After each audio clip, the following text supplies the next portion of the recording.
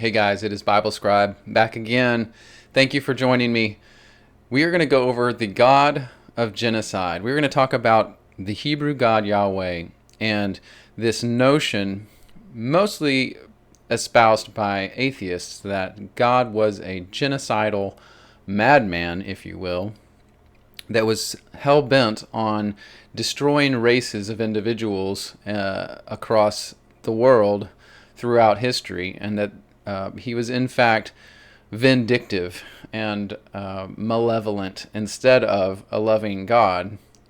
And they would use evidence of the battles that were fought, specifically in the Old Testament. And so we're going to go over all of that in this video. And we're going to ask the question, was God a genocidal madman? And let me bring my outline up so we can go over it. We're going to first talk about what is genocide. We have to define the term and understand the way people understand the term before we can actually apply it to what happened in the Old Testament. Then we're going to ask the question, did God kill the Canaanites? And we're going to ask more than just the Canaanites. We're going to ask, did he kill the Amalekites? Did he kill all of mankind in a genocidal fashion during the flood of Noah? We're going to ask these questions. We're going to look at the history of the giants before the flood of Noah, and that's going to be important to understanding why God might have done some of the things he did, and the way that knowledge was passed from the giant races past the time of the flood, and then the Ziggurats of will come up in that discussion. We're going to then talk about the Canaanites. We're going to talk about where they came from and what they were like, what they did. And then we're going to talk about justifications for the killing of the Canaanites or the killing of other groups of people throughout history that God may or may not have been involved with. And we're to see why that could have been justified very easily. Then we're going to talk about a summary and illustration that I have just to talk about this after the fact and give you my views on it. So that is our outline we're going to go through. Now, stick with me. It's probably going to be a little long. And, as my videos are getting more, my channel's getting more mature, we're going over some deeper topics. Just be aware that as time goes on, they will get long, and they will be long because there's such a volume of research and information that's going to go into these videos. You can't expect to get something for nothing. You can't expect to understand big issues and the nuance of Scripture and the principles of God and the details of history without doing the work and spending the time doing that research and getting understanding. And I'm boiling a lot of it down for you, so just know that I'm doing my best to get the information into a format where you can get a hold of it in as short a time as possible. But that still isn't a 5-minute video, and there's no way you could get this background in a 5-minute video. So just be aware that as these videos are a little long, you're getting information, aggregated together that you're not going to find in any other place. But you have to do the work of listening and paying attention and putting in some time to get there. That is the price of entry. So let's go forward and talk about what is genocide in general. We're going to have to define the term before we can see if that's an appropriate term to use when describing the actions of God and or the Israelites in the Old Testament in regards to the races or peoples that were defeated or destroyed. So, I just pulled down from different dictionaries across the internet what is genocide. And so I think this first definition is a pretty standard definition: the deliberate, systematic, widespread extermination or attempted extermination of a national, racial, religious, or ethnic group. You could also just say a systematic killing of a racial or cultural group. And then this last one is the systematic killing of substantial numbers of people on the basis of an ethnicity, religion, political opinion, social status, or other particularity. So generally by these descriptions, we can say that, a general basic understanding of the word genocide is taking a people group designated by anything, really, by a religion or by a locale, perhaps a geography or a ethnicity, as it says there, all sorts of different things. If it could be a skin color, whatever. But any group of people systematically killed and exterminated for the sole purpose of removing them, right? So I think that that is a good basic definition of genocide. Now, to go beyond just those basic definitions, I wanted to say this, that I think most people, when they hear the word genocide and when they talk about this topic, that genocide to most people means a malevolent, evil-intended destruction of a people.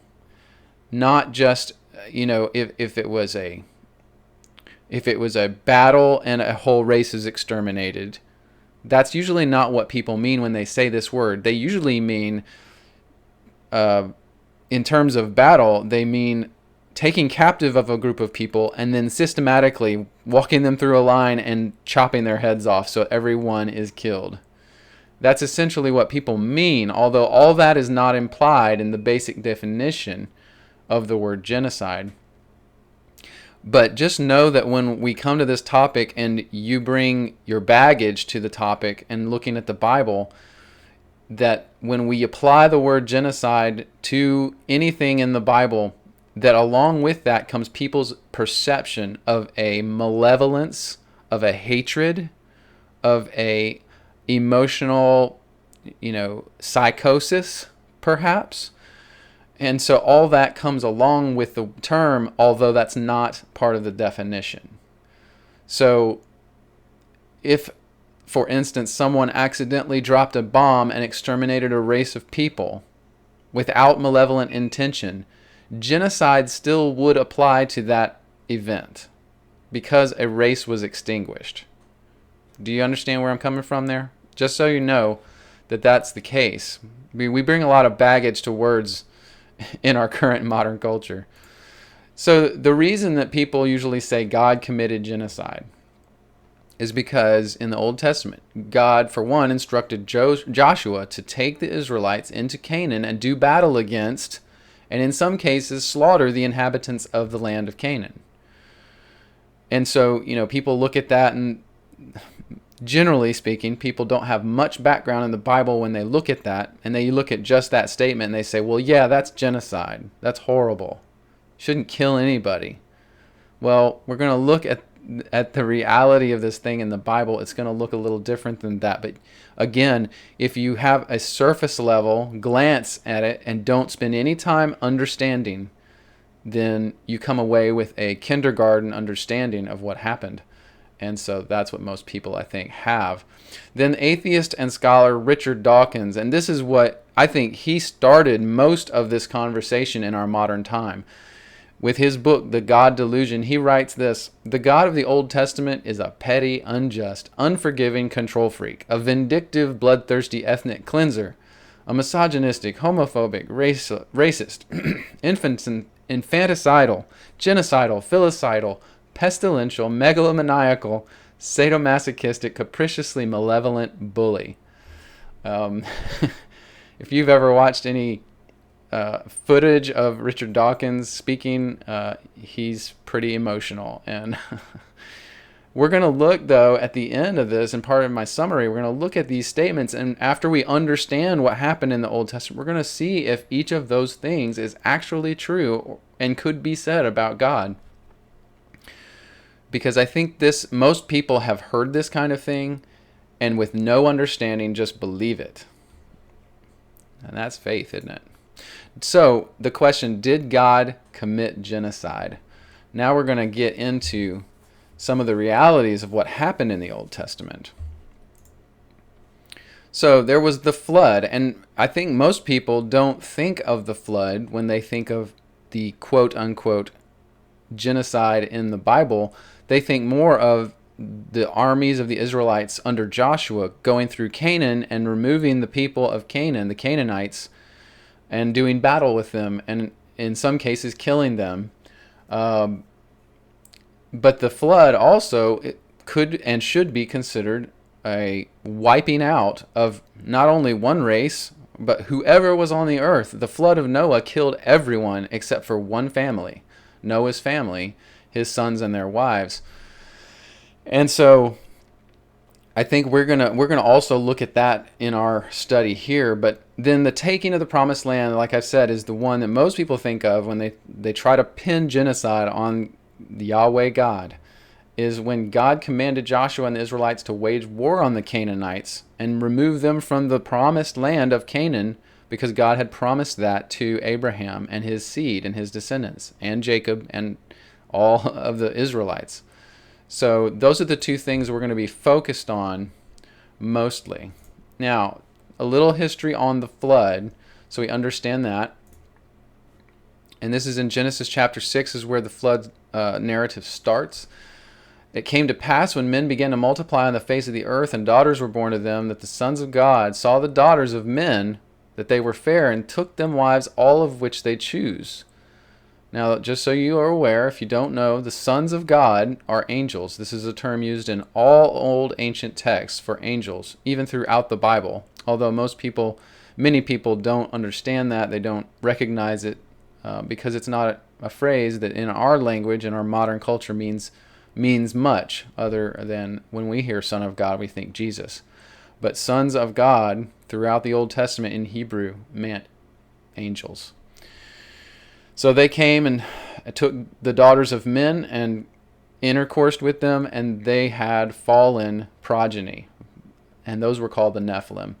The Lord said, "My spirit will not always strive with man," when he saw this.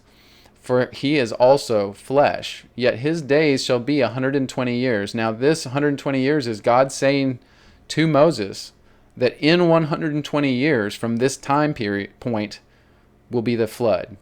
It doesn't mean anything other than that. And there's other texts that I've found that show this very clearly, whereas we take it in the English out of the Bible, we think it means that man's not going to live to be older than 120 years. No, this was God saying to Moses at this time, in 120 years, I'm going to cut off mankind. That mankind on earth was only going to live that long, and then the flood. In verse 4, it says, "There were giants in the earth in those days, and also after that, when the sons of God came into the daughters of men, and they bare children to them, and they became mighty men, which were of old, men of renown." And this is the giants, are the Nephilim, and this is the start of that line of beings. And this is in many other texts as well as the Bible, including Sumerian, Akkadian, all those other ancient texts. Now, of course, they're not written in Hebrew, so you have to be able to interpret them and understand that it's talking about angels and their progeny, but they all are. It's a very common theme throughout the ancient world. So in verse 5 of Genesis 6, God saw that the wickedness of man, now he's talking about mankind as well, even though there was this incursion with the angels and the Nephilim, that was horrible, but then also mankind was wicked. The wickedness of man was great in the earth, that every imagination of the thoughts of his heart was evil continually. It repented the Lord that he had made man on earth, and grieved him at his heart. The Lord said, "I will destroy man whom I have created from the face of the earth, both man and beast, and creeping thing, and the fowls of the air, for it repenteth me I have made them." Because so much was going wrong because of sin. There were so many different things going on. We're going to talk a little bit more about some of those in just a second. And then in Genesis 6:13, God said to Noah, "The end of all flesh is come before me, for the earth is filled with violence through them, and behold, I will destroy them from the earth." So in this, the flood, we're talking about genocide. We're trying to pin that term and use it to apply to God. And in a basic sense, God was destroying all mankind for sin. So you have to ask yourself, I talked about bringing a lot of baggage to the term genocide. The baggage of thinking that someone who commits genocide is malevolently intended and evil, wicked, horrible, insane, psychotic. But in this case, all of mankind had become wicked and evil and was doing sinful acts. And we're going to look at more of those sinful acts in a minute. You'll agree with me how sinful and wicked they were. But just to know that, God did this for a reason. It was because there was wickedness. And God, by the way, also knows that man is both spirit and flesh. As he mentioned here, the end of flesh is come, but the spirits were going to live on. So all God was doing here was cleansing the earth. And he had a reason for it. It wasn't a malevolent intent. It wasn't a psychotic hatred of mankind. It was God had created mankind, and now mankind had become wicked almost in totality, except for what it says in Genesis 6 about Noah, that he was righteous and pure in his lineage, meaning there was no Nephilim hybridization in his genealogy. He was pure of lineage, and he was righteous man on earth. And both those things are attested to not only in the Bible, but in lots of other writings, including the Dead Sea Scrolls. So let's talk a little bit, because this is pertinent to our understanding of what happened even after the flood. We need to know the history of these giants, this Nephilim race. What happened after, what was their history, and why did they become about, and what happened with them? Because it will feed into our understanding of the Canaanites and what was going on after the flood as well. So we just read that verse in Genesis 6, verse 4. It said that, angels came to the daughters of men and they had progeny. That progeny was these giants. And that is explained in other writings as well. We're going to look at some. But just know that they were born of women, these giants, and they became mighty men on the earth, it says. In Numbers 13, it says, there we saw giants. And this is when the Israelites are going into Canaan and looking around at the different races they found. And this is, of course, after the flood. But they said, there we saw the giants. We saw the sons of Anak, which come of the giants. And we were in our own sight as grasshoppers to them. So they saw these beings, and it doesn't talk about how exactly tall they were. Other sources talk about between 12 and 16 feet was the size of most of these giants. And so they saw this, and they recorded it there in Numbers 13. In Deuteronomy 2:11 talks about the giants, the Anakims, and the Moabites. That the Moabites called them the Emims, but that these were giants. In Deuteronomy 2:20, says there was also a account of the land of giants. Giants dwelt there in old time, and the Ammonites called them Zamzumims. Deuteronomy 3, verse 11, only Og, king of Bashan, remained at that time of the remnant of the giants, and his bed was a bed of iron, and it's 9 cubits in length. A cubit is about 1.5 feet. So if you multiply 9 times 1.5, that's the feet. It was around 13, 14 feet long, his bed. Deuteronomy 3:13 says that all the region of Argob with all Bashan was called the land of the giants. So this is well attested to even in our scriptures. We're also going to see it in other writings in just a second. In Joshua 12:4, he talks about Og, the king of Bashan, again being the remnant of the giants. So it's repeated. So we know this is the fact they understood, and the way they understood things. In Joshua 13:12, talks again about Og of Bashan, who reigned in Ashtaroth, and he was the remnant of the giants. Joshua 15:18 talks about the valley of the giants, the valley of Hinnom, and I mentioned that in my video on the battle of Gog and Magog, which you may want to check out at some point. Joshua 17:15 talks about the land of the Perizzites, which was also of the giants. Joshua 18:16 talks again about the valley of Hinnom, the valley of the giants. And it keeps repeating these things so we know it's not like a mistake. We know it's not a textual error. This was repeated again and again, talked about all through the Old Testament. And remember, most of these we're getting, Joshua, Deuteronomy, Numbers, now in 2 Samuel. These are all after the flood, all right? 2 Samuel 21:16 talks about a guy named Ishbibenob, which was the son of the giant, the weight of whose spear weighed 300 shekels of brass in weight. 2 Samuel 21:18, Sibbecai, the Hushathite, slew Saph, which was the son of the giant. 2 Samuel 21:20, a man of great stature, it talks about, that had on every hand and foot 6 fingers, 6 toes, and he was born to the giants. 2 Samuel 21:22 talks about there were 4 born to the giant in Gath and fell by the hand of David. It's talking about Goliath, I believe, and his brothers. These were all giants, just as the narrative of David and Goliath is told and has always been told. These were actual giants. They weren't just tall men. They were from these races that descended or were born of the mating of angels and humans. And if you want to say that, oh, angels and humans can't mate, well, you don't know that for one, but number two, all the ancient texts said they did. All of them. So good luck making that argument. 1 Chronicles 24 says Sibbecai, the Hushatite. Again, this is a repeat of what was in Joshua, but you see it's said again. So we know how authoritative this information is. 1 Chronicles 26, man of great stature, fingers and toes, 4 and 20, the same thing we just read in Joshua. And again, the same thing in 28, that they were born to the giant in Gath. This is Goliath and his family. So just so you know, this history of the giants and what happened is in all these books and more. I tried to just put as many as I could on the screen. This is most of what I have found, but I did know there were a few I didn't even put on here that I've already found because there's just not enough room. I just wanted you to see how broad this is. It's in the book of Ezekiel in the Bible. It's in the book of Jude. It's in the extra biblical texts, the book of Enoch, the second Enoch, the book of Jubilees, Testament of Reuben, the book of Jasher. Josephus' writings record that this was the history of the Jews, that they all agreed upon. There were giants. Philo writes about it, a historian in the first century. Dead Sea Scrolls write about the giants. The book of Noah. Justin Martyr, now the early church fathers, they all talked about this too. Justin Martyr talks about them. Irenaeus, Clement of Rome, Tertullian, St. Ambrose, Lactantius, Commodianus, Origen, Clement of Alexandria.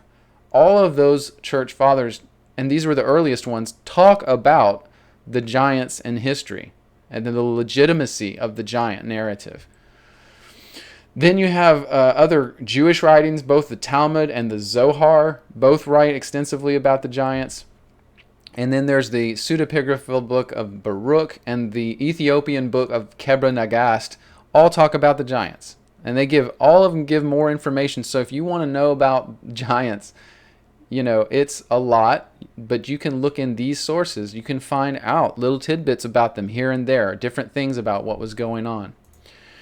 So because I boiled all that down, because I've read all those, and I know all those narratives, but this is the main points of what happened with the giants, what they were and what they did. First, the giants were born to women who conceived with fallen angels, and this is what all of the sources record. They were called the Nephilim, the fallen ones. They were never meant to exist. God didn't make these beings intentionally to exist. They were this product of an unholy union. They were murderous and they were cannibals, according to the ancient texts. They ate animals to the point of depleting them on earth so much that then they turned on humanity and started cannibalizing humans.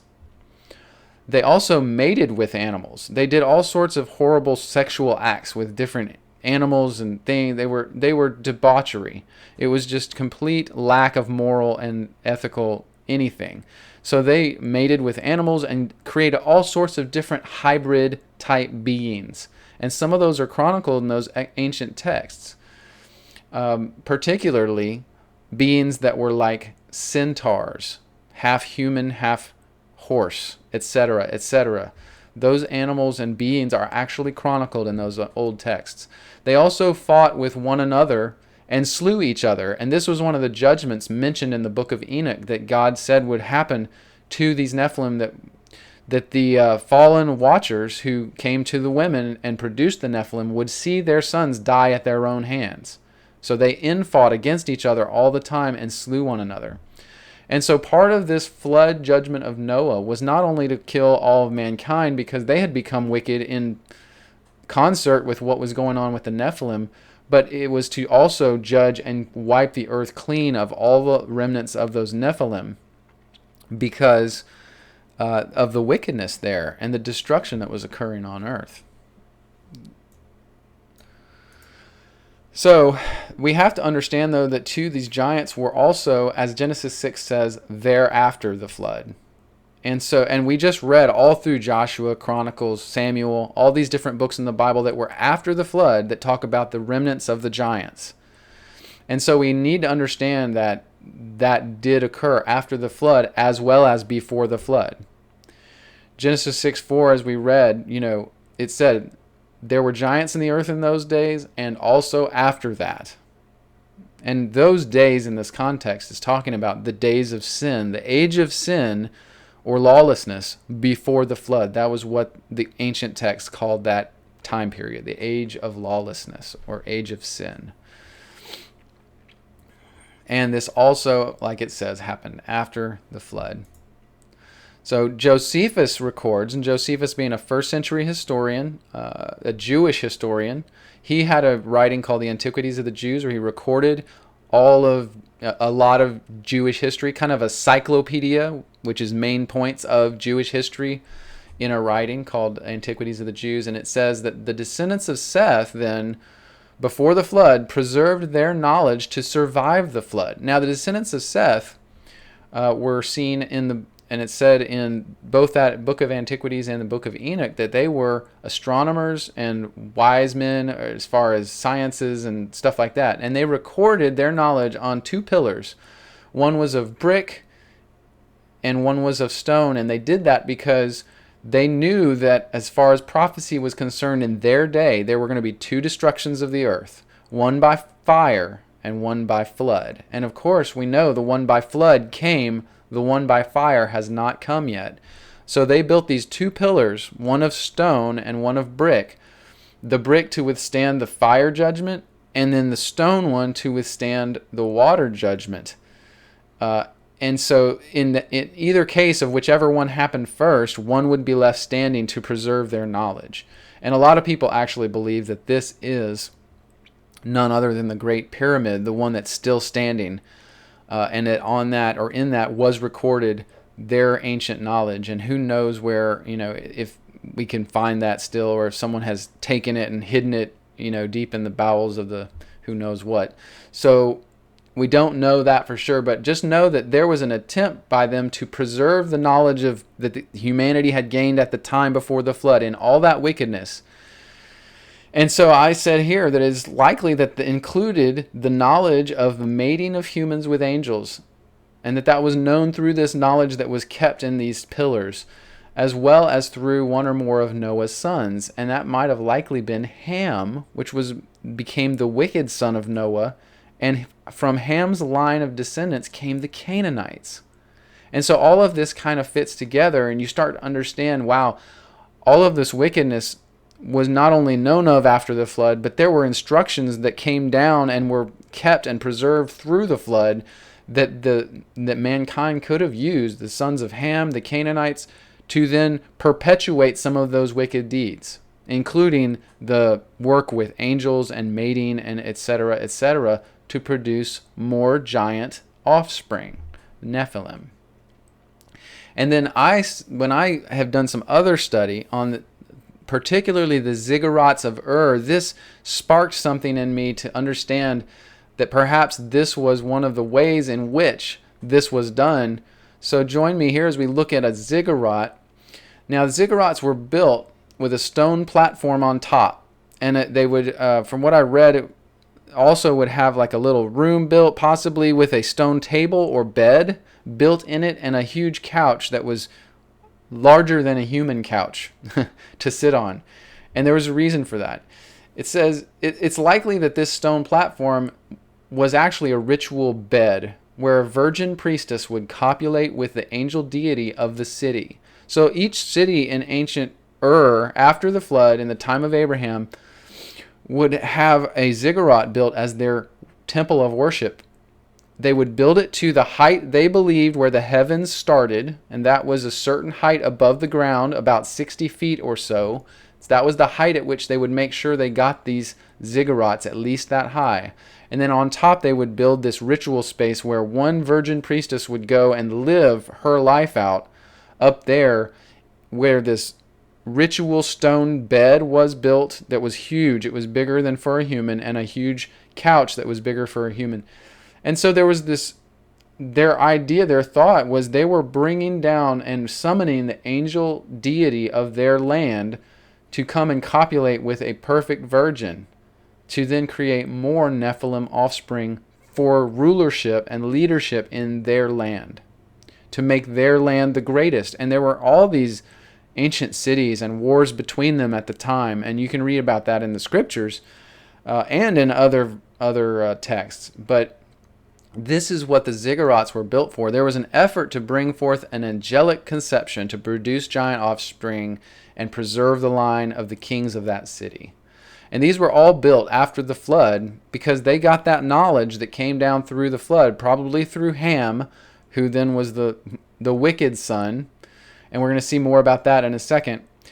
But then his descendants go throughout the land and they build these things and they start summoning and creating these cities based on these men of renown, these Nephilim, who they are now reproducing after the flood. Now I found this too in Herodotus, so you know that I'm not just blowing smoke, but this is from Herodotus, a Greek historian. He's called by some the father of history because he was one of the first historians we have a large compendium of. From his book 1, Clio, he talks about these Ziggurats. And it says, Assyria possesses a vast number of great cities, whereof the most renowned and strongest at this time was Babylon, whither, after the fall of Nineveh, the seat of government had been removed. In the middle of the precinct there was a tower of solid masonry, the ascent to the top on the outside with a path that winds around the towers. On the topmost tower there's a spacious temple built. Inside that stands a couch of unusual size, richly adorned with a golden table by its side. There is no statue of any kind set up in this place. That's because it's the angel deity's home. Nor is the chamber occupied of nights by anyone but a single native woman, who is chosen for himself by the deity out of all the women of the land. So apparently they would parade all the women, the virgins of the land, up, and the deity himself, the angel deity of that nation, would choose one of the virgins somehow. That's not detailed, but they would choose that one virgin to stay and live there. And I believe that was to copulate. And we're going to see in a second that's true. They also declare, says Herodotus, but I, for my part, do not credit it. So Herodotus couldn't even believe this because this was thousands of years before Herodotus wrote this. But he said that the god comes down in person to this chamber and sleeps upon the couch. This is like the story told by the Egyptians of what takes place in their city of Thebes, where a woman always passes the night in the temple of the Theban Jupiter. So just as was done in ancient Egypt before the flood, they did the same types of things. They were intentionally summoning the angel deity down to copulate with the virgin priestess. And that is how they continued the plight, the lineage of the Nephilim and the giants after the flood. So now we need to understand, we've got an understanding of the giants and the flood and what happened, and how that knowledge probably continued most likely in the lines of the Canaanites because of that knowledge being passed down and then built into the cities in Sumeria and all these places. So we're going to talk now about the history of those Canaanites. Where did they come from and how did they get involved with all this? Well, Canaan himself, the name Canaan, which the Canaanites are descendant from, was the son of Ham, who was the son of Noah, one of the ones on the ark, Ham. And the Canaanites were obviously his descendants. In Genesis 9, it says the sons of Noah that went forth from the ark were Shem, Ham, and Japheth. Ham is the father of Canaan. 9:19 says, these are the three sons of Noah, and of them was the whole earth overspread. So Noah's sons spread out over the whole earth after the flood with their lineage, their progeny. Now the book of Jasher says this about Ham and Canaan, and this is just to give you background on, we say Ham was evil and wicked, but these are the reasons. So the book of Jasher details this.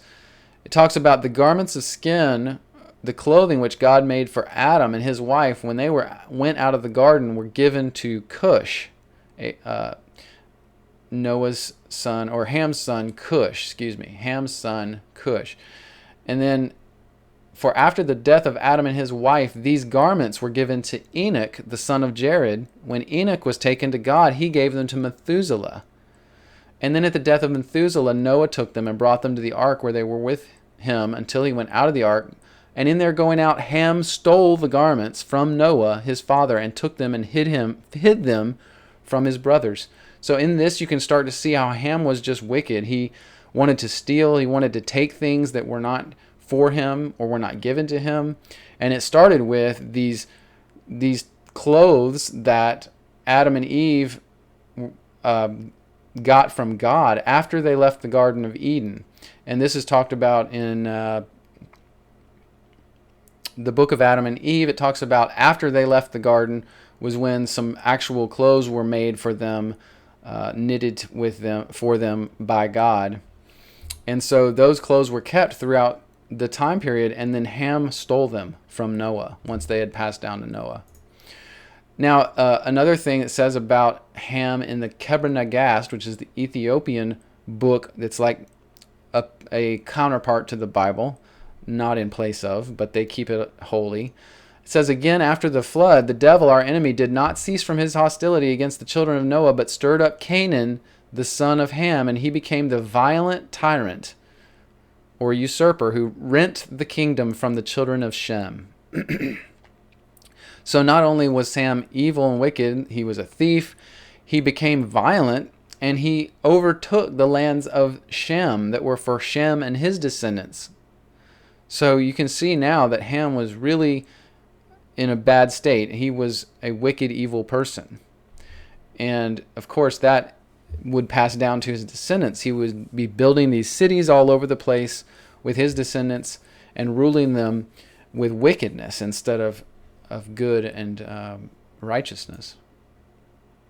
In Genesis chapter 9, we have this story about Ham, and this is the story where Ham sees, quote unquote, sees Noah naked, sees the nakedness of his father. And when he it says Noah planted a vineyard and he drank of the wine and became drunk, and he went into his tent naked.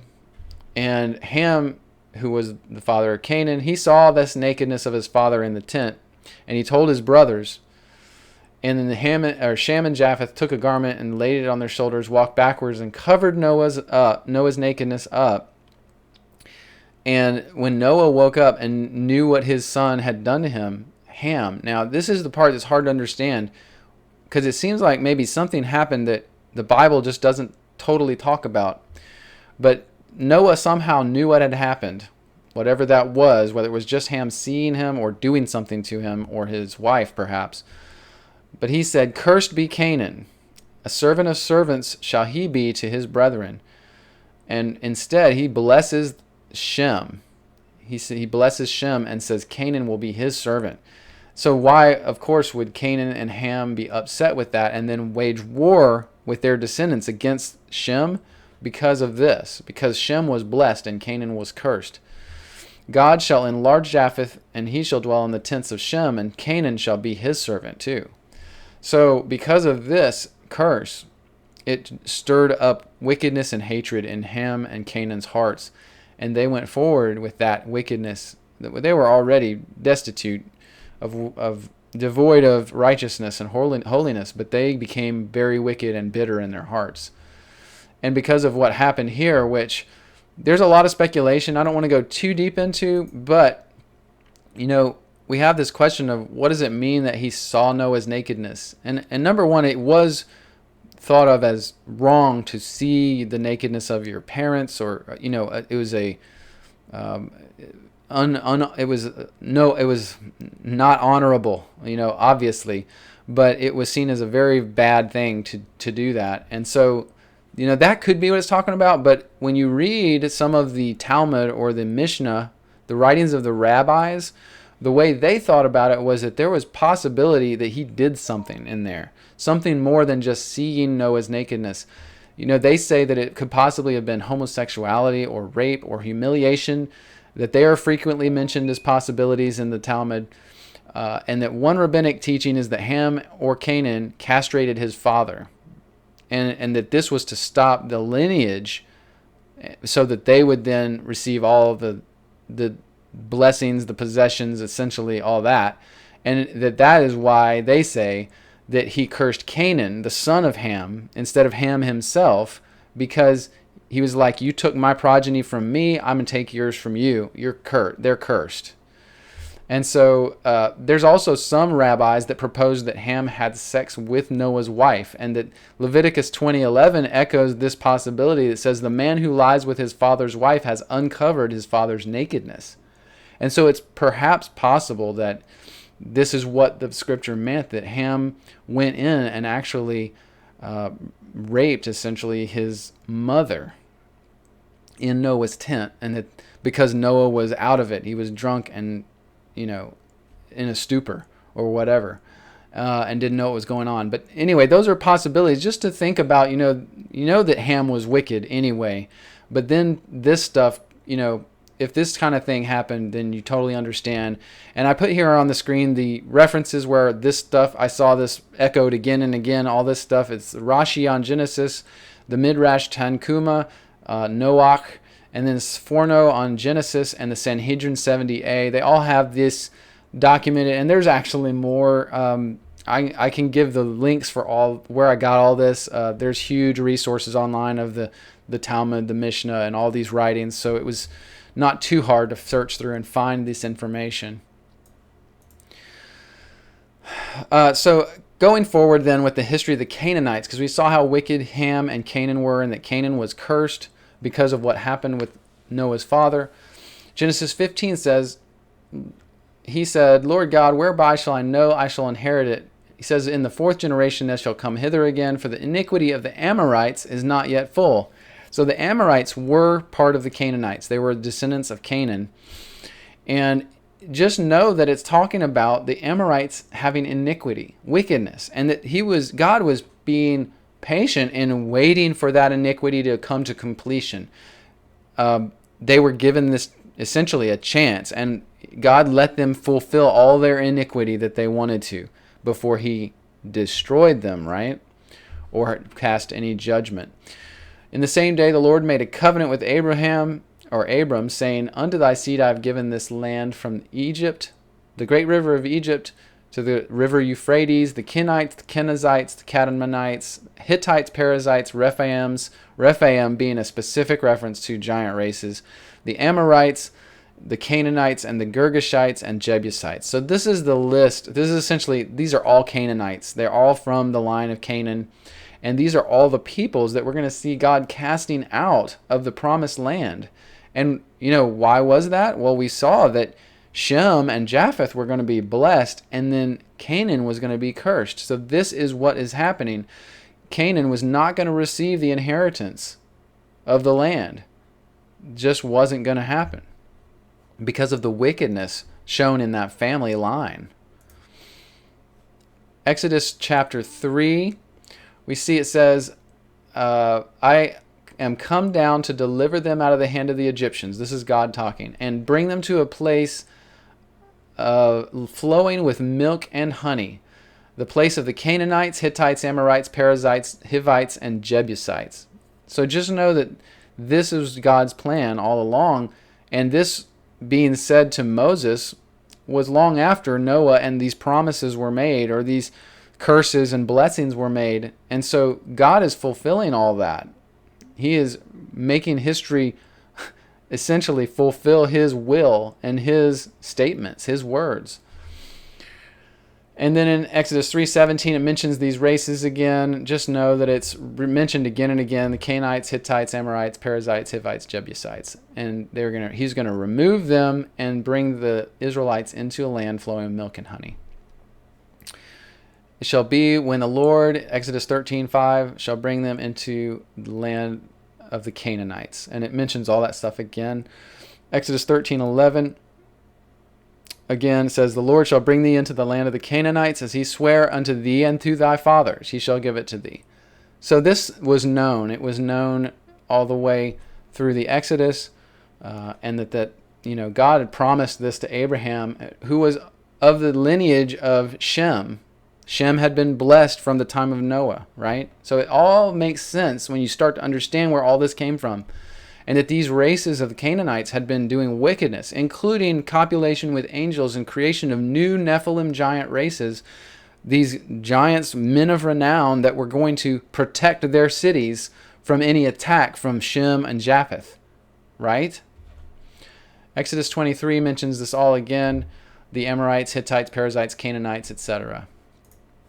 Now, the Midianites, this is an interesting group because it's one of the ones that God told them to go and kill. And so it's necessary that we understand why God told them to do that. God and Moses commanded the Israelites to kill all of the Midianites, all right? Exact, essentially, vengeance on them. And in Numbers 31, we see it says, they warred against the Midianites as the Lord commanded Moses, and they slew all the males, and the children of Israel took all the women of Midian captives, and their little ones, and the spoil of their cattle, and their flocks, and all their goods. And they burnt all their cities wherein they dwelt, and all their goodly castles with fire, and they took all the spoil, the prey, both of man and beast. Now just know that when people come and they see this, they'll usually read like these 3 verses, and they'll say, man, they were evil. Those Israelites were wicked. They just came in and killed all the Midianites. How horrible were they? Well, there's more to this story. So the Midianites, just so you understand who they were, what they did. Regular behaviors among them included child sacrifice, cult prostitution, and bestiality. All sorts of sexual deviance that we talked about, that the Nephilim had done before the flood, that had been passed down through the knowledge, and Ham and the Canaanites were wicked, and this had been passed down through these generations to these peoples. The Moabites and the Midianites joined forces when the Israelites came into their land out of fear. And they hired Balaam, a prophet, to curse the Israelites. And in this all culminated in this thing called the Incident of Peor, where the Moabites and apparently some of the Midianites, the term Moabite seems to have been kind of like meant both together once they combined. But they used their most beautiful women, and these are their daughters and their wives, and they would dress up their beautiful women and post them outside their camp, outside their tents, to seduce the Israelites and then, have sex with them to avoid war. They tried to instead just, coax the Israelites to come into them, and they would do anything they wanted physically, and in this way try to quell their aggression and keep them from fighting them. And because they felt inferior. They knew the Israelites were big and gaining strength and growing, and they felt like they did not have the force necessary to defeat the Israelites in a battle, which they felt was coming. Because the Israelites then did go into these women of Moab and Midian, and they partook of their sacrificial meats and wines, they would not only have sex with them, they would give them wine and the meats that were sacrificed to their idols and all this, and just get them drunk and kind of like lazy.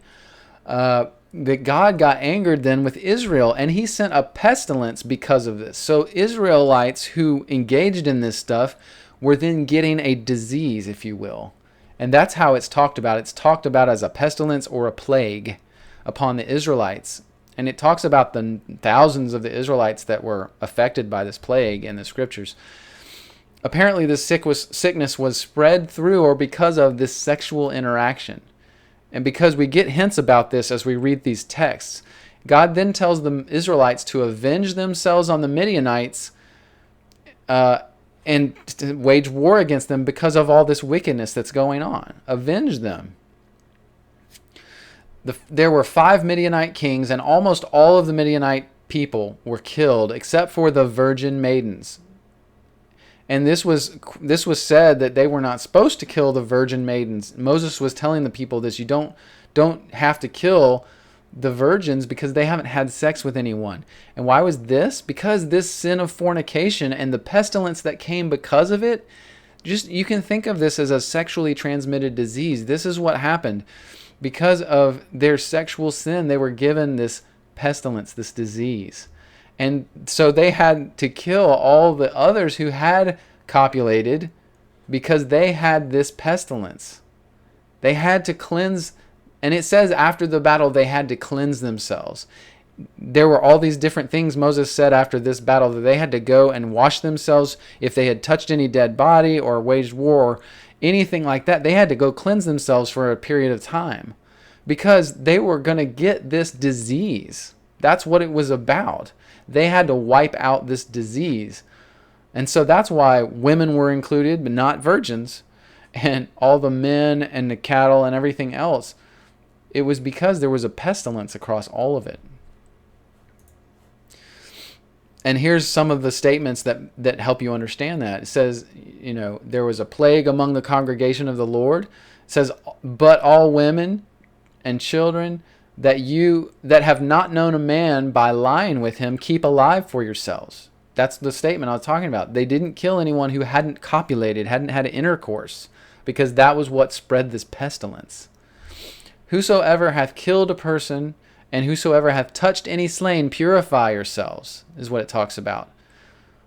And purify your raiment, and that's made of skins, and all work of goat's hair, and things that are made of wool. Apparently, this pestilence this disease would get lodged in the goat skins and the wool, and et cetera, et cetera. So he was telling them how to cleanse themselves so that they didn't get the pestilence, even if they hadn't, copulated with a woman of Midian or whatever, because that was how that was spread. This is what happened. It was a disease that was transmitted. They had to stop it from occurring.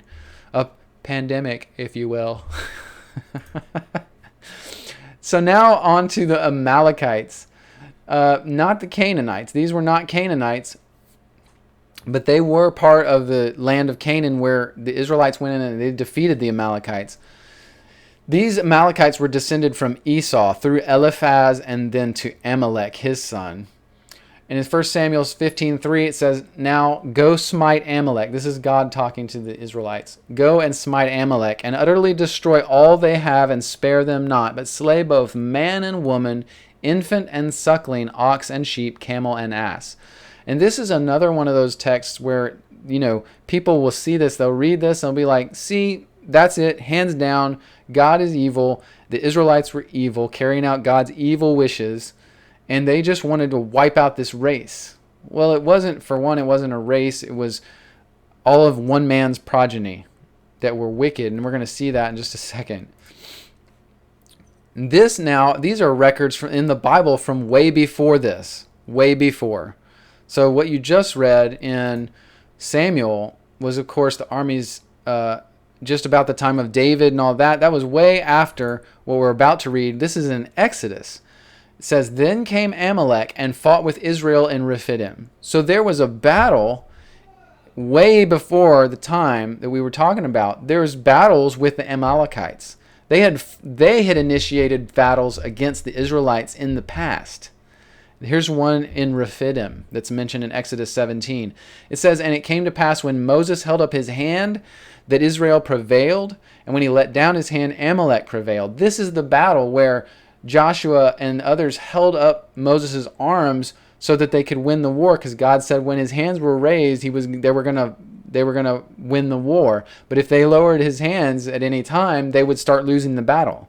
So the Joshua and them came up and held up Moses' arms so that they won this battle. This was against the Amalekites, King Amalek. And so there had been battles before where the Amalekites had come against Israel. This wasn't just Israel and God out of the blue saying, let's just go wipe out some Amalekites today. We've seen those Amalekites over there. No, they had been waging war against the Israelites for centuries.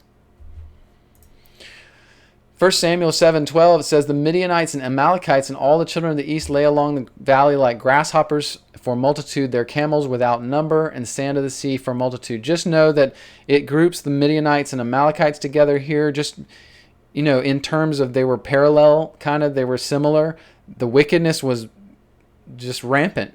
The wickedness was rampant between these two groups, and there were a lot of them.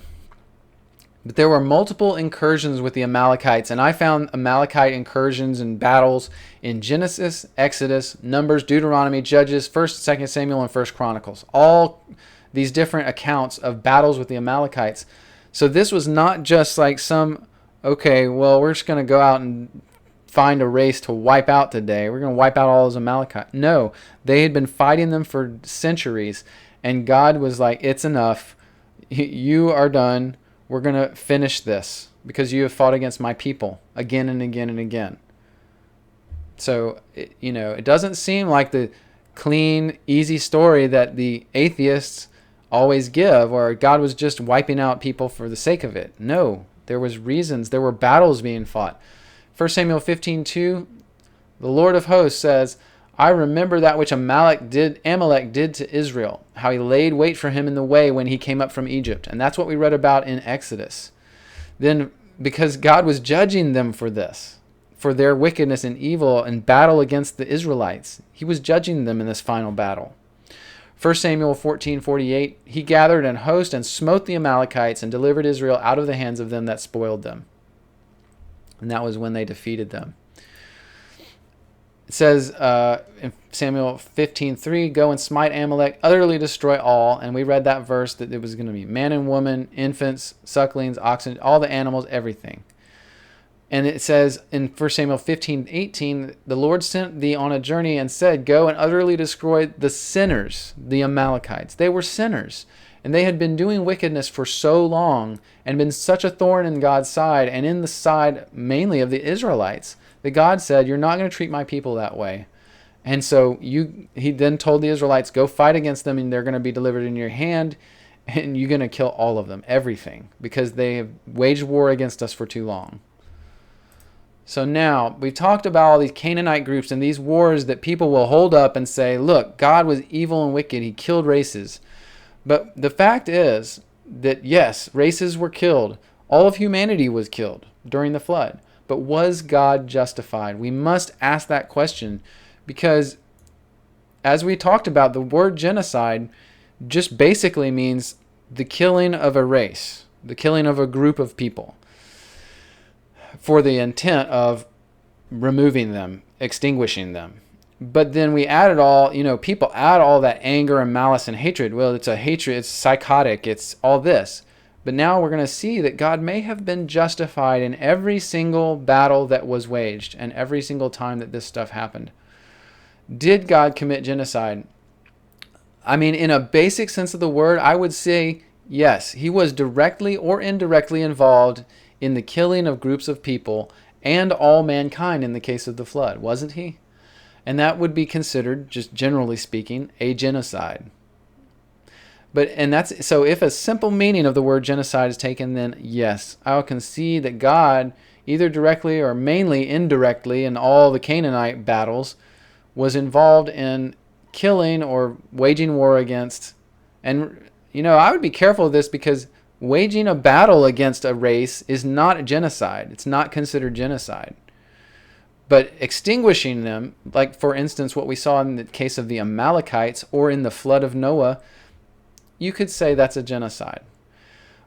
But if you see genocide as requiring a malice or a hatred, then no, God did not do these things out of hatred. That is never chronicled. There was no hatred. It was a judgment because of the wickedness of these peoples. And we just chronicled the wickedness of these peoples, from child sacrifice to battles against and trying to murder all the Israelites and all these different things. I mean, the wickedness was enormous. And so because these were judgments, this was not malice on God's part. This was not hatred on God's part. It was not a psychosis. It was a judgment, as if a judge in a court passed down judgment. You have been wicked. Your time is done in being wicked. So you must be now punished, essentially. That's not a genocide in the sense of a hatred or malice or psychotic extinguishing of a race. That's not what that is. So these people we've chronicled, they worshipped false gods. They performed sexual immorality, not only between humans, but with angel deities in an effort to recreate what happened before the flood. There was temple prostitution and debauchery. It was normative in these societies of wicked people, these Canaanites. This was, in fact, just off the cuff, I read an article once where they had excavated in archaeology and found Philistine appliances. There were these little ceramic things that Philistines would strap onto their penises because it created like erections, and it's so just wrong and ridiculous. Their sin knew no bounds. They did all sorts of things you can't even imagine. They would take infants and burn them alive as an offering to Molech. This is what they did. They would take brand new infants and put them in a burning, fiery statue of Molech, and the statue was metal, would turn hot and cook the child, and then the flames would lap up and then burn them to death. And they would be built with horns throughout the statue, so that when the person or baby who was screaming would be screaming in pain and agony, it would go through those horns and make this horrible sound. You don't even have a clue, probably, what these people were like, what they did. It was hideous. So did God break a law by killing these wicked peoples? And the answer is no. Law only exists because there is a God. Law comes forth from God. He's the only one that ever gave law. Of course, man has tried to replicate that and make all sorts of laws, but the initial law, like the law that was given to Moses, which was for Israel, that was given to them by God himself. So no, God didn't break any law by judging the wicked. That makes no sense to say he broke a law by doing this. So did God commit some sort of sin by doing this? No. Sin, the definition of sin is offending God himself. That's what the Hebrew word for sin means. Offense or debt to God, essentially. So he can't offend himself. There's no way to do that. It's illogical. It's anathema. It doesn't make sense. Were those that were killed then, oh, sorry, I skipped one. Is there then maybe a natural law that was broken by God, having these peoples killed or judged for their wickedness? Well, as creatures of the Creator, God, he can't really break any natural law in regards to us. He's the Creator. He put us here. He can take us out of here. That is logical, and that is how it is, because he is God Almighty. He is the God, the Most High God. And so when he makes a creation and then takes it away, he is perfectly within his rights to do that. No natural law is broken. Now, we talk about natural law being between men because we are all the same. So there is a natural law there, perhaps, that we should not infringe on each other's rights to all be free and do as we see fit, as long as we're not stopping someone else from doing that. So that's the kind of a natural law, like is in our Declaration of Independence and our Constitution for the United States. But God can't violate that because he's above all that. He's not a human. So that natural law between humanity does not apply to him. So he violated no natural law by judging these wicked people. Were those that were killed then deserving of this form of punishment? Yes. We've established that wholeheartedly in all the texts we've read, that they were severely depraved and wicked, and they deserved every form of punishment that had been meted out. Probably they deserved worse, but instead God gave them mercy by killing them. So, summary. Let's just talk through this again with my points kind of all summarized together. Is God good? And, this is the question I think most people are really asking when they say, or are trying to discuss this. Is God a good God, or is he evil and wicked? And that depends on what is your definition of good, because he acts in complete harmony with his will. He is God. He is the source, the creator, and he never acts in defiance of his own will because he is perfect. Like, we as humans are fallible, we make mistakes, we do stupid things sometimes, we don't even know why we're doing them. But God isn't like that. His will and his actions are perfectly in alignment. And so he can't do anything bad per se because he only acts in accordance with his will, and that is good. Does that make sense to you? His judgments are just because he is the source and end of justice or morality. Because he defines it. He is always just, no matter what he does. So my opinion is, even if, which is not the case, but even if he, out of hatred or malice, had wiped out races of people, and again, that's not what happened, but if it had, he would have been justified, because he is the source of justice. He's God. You can't be unjustified in dealing with your creation in any way you see fit because it's your creation. Do you understand? It's a very logical argument. It's reasonable. But what's not reasonable is saying that, oh, God the Creator can't deal with his creations in any way he sees fit. He doesn't have a right to do that. Well, that right can't supersede him because he is the source of all rights. In reality, God shows us that he desires to love us and provide for us. Wickedness, then, what we saw in those Amalekites and in the Canaanites and before the flood in mankind, wickedness is man's refusal of his love, which he then must judge. And remember that we saw times where he was staying his hand. He was waiting and giving people a chance. Like in the city of Nineveh, he told Jonah, if there was 10 that were righteous, I would save this land, but they're not. And so God would stay his hand from judgment for a long time. And again, like that verse said, until the iniquity was complete and fulfilled in that nation. And he must judge wickedness in that way.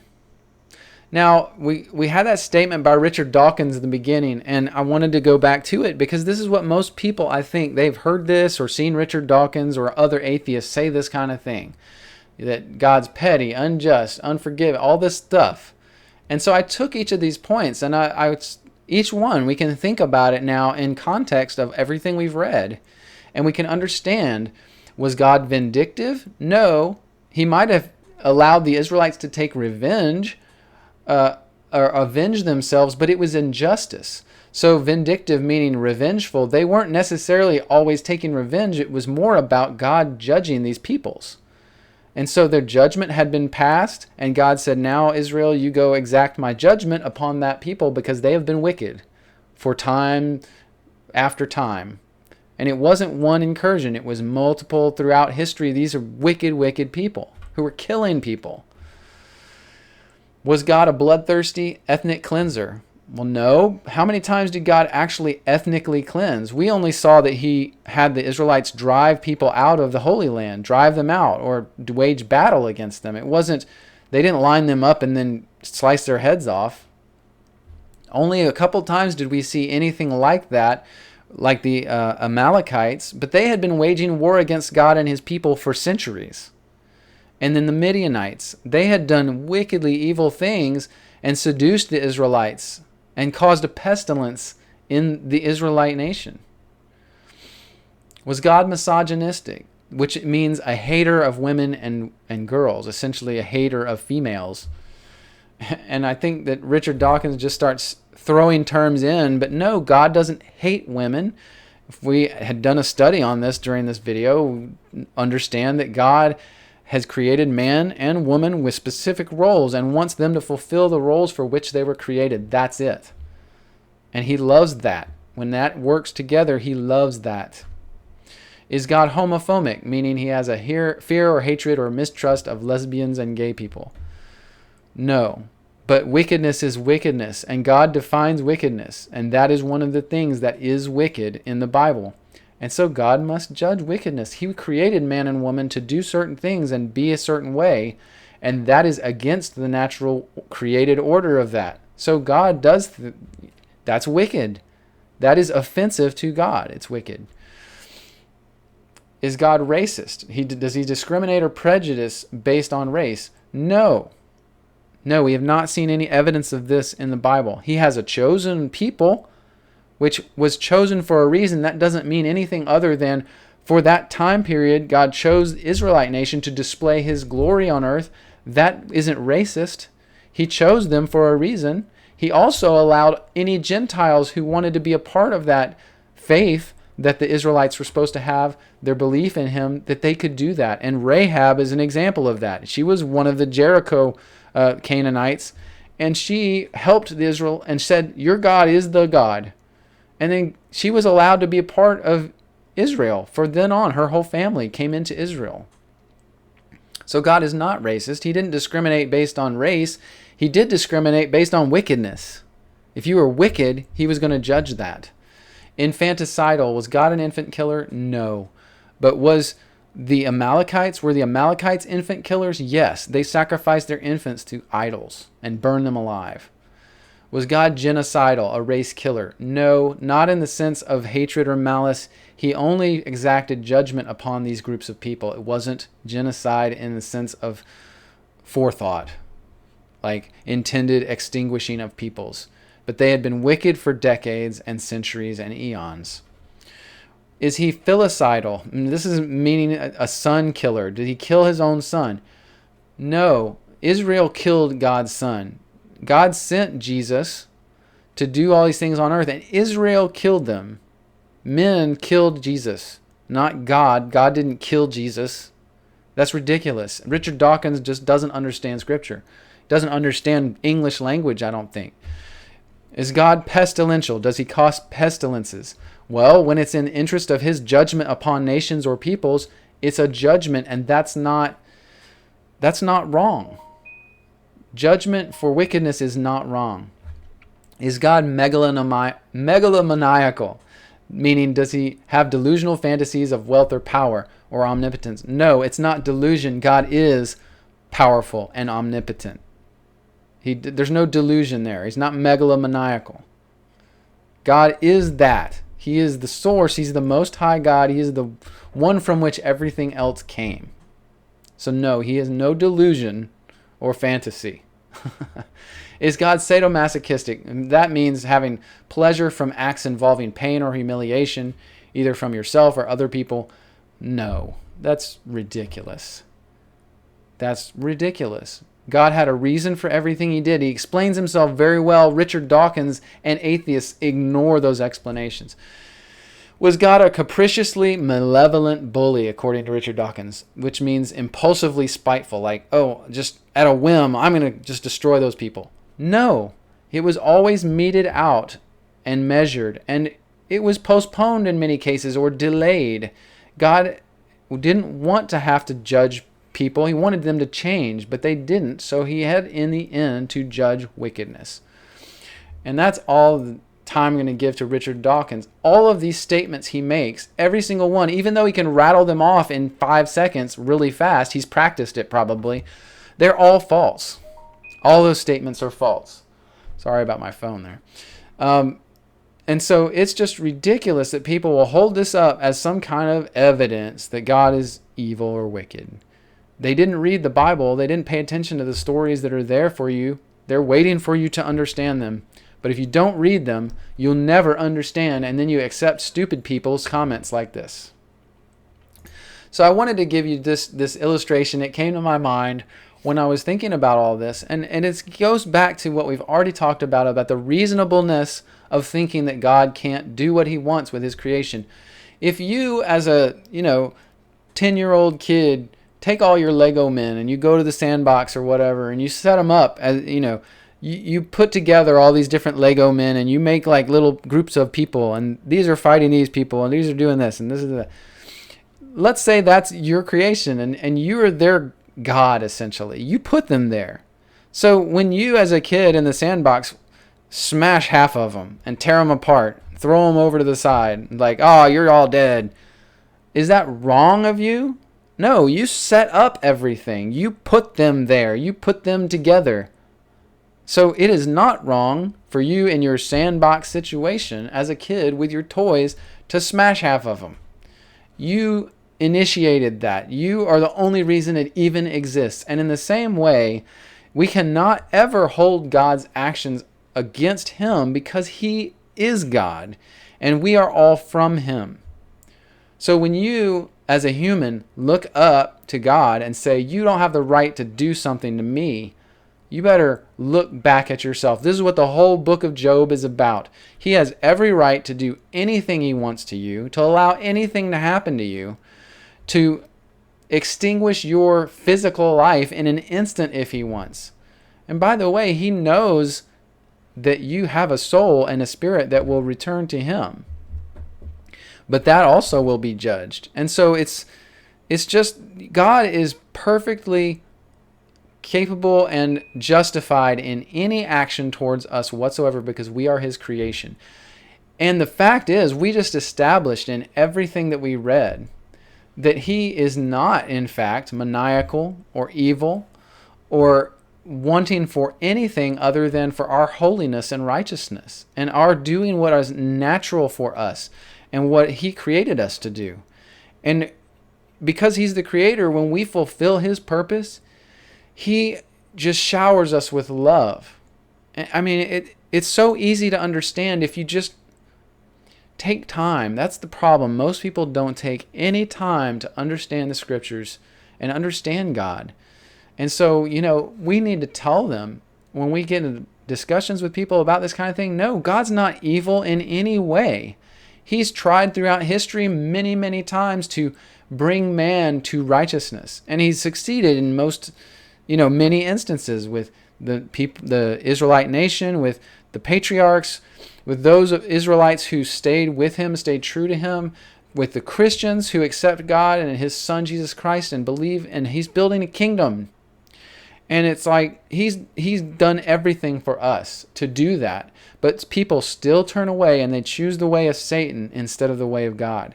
And he can't help that. He can't help that if you turn away from him and choose wickedness instead of choosing him. So in the end, he has to judge. And that's what you saw in the Old Testament. And it should be a lesson to you that God will have to judge us at some point. He will have to make judgment. And it's because he is God and all things return to him. And so he can't abide with creatures of his that are in direct opposition to him constantly. Wickedness. You wouldn't be able to either if you were the creator. You wouldn't want your subjects to stay around all the time and be with you if they hated you and were in opposition and fighting you all the time in wickedness. And that is why God is just in whatever he does. But what we have had displayed to us throughout history is that he does everything he can to allow us to come to righteousness and holiness. And that's what he desires. And he's put himself out there. He gave us his son to show us that love. And we would totally reject it and we go the other direction. He gives us a time, lets us fulfill that iniquity, just as he gave those Canaanites time to fulfill their iniquity. But if they never turn, then judgment will come. So that is it on the God of Genocide. Thank you for joining me. If you've stuck around, like I said, it takes a while to get to the information. You have paid the price and now you have all the information. Good job. I love you guys. I thank you for your support. And if you can extend that support by continuing to like and subscribe my videos or get the alerts, and then share them with your friends. These points are not just for you. They're not just for me. They're for anyone we can share them with. So try to do that if you can. And again, I will make a blog post as usual. It may take a few days to get all my information up on the blog, but I will then link it from the video. Thank you so much, and God bless you.